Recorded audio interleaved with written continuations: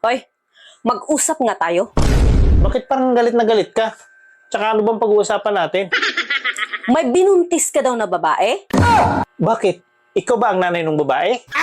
Mas matanda pa sa akin ang binuntisan mo, tapos ako pa ang nanay? Ay, akala ko kasi ikaw. Kasi ikaw yung galit na galit. Kaya ako galit na galit dahil yan ang kasalanan mo sa akin. Bakit? Ano bang kasalanan ko? Wala naman akong kasalanan na nagawa sa'yo ah. Hindi ba kasalanan na binuntisan mo yung babae? Eh, bakit ako nagkasala sa'yo? Eh, hindi naman ikaw yung binuntisan ko ah. Sa babae ako nagkasala, hindi sa'yo. Ganon ba yon? Oo naman. Siyempre. Lusot. Ibig sabihin, malaki ang kasalanan ni kumpare sa akin. Alam mo, mas mabuti pa matulog ka na. Kung sino-sino na yung taong tinuturo mo na may kasalanan sa'yo eh. Paano naman nagkasala si kumpare sa'yo? Eh, binuntis rin niya ako eh. Wala akong kasalanan sa'yo. Remember, hindi ikaw nakabuntis sa akin.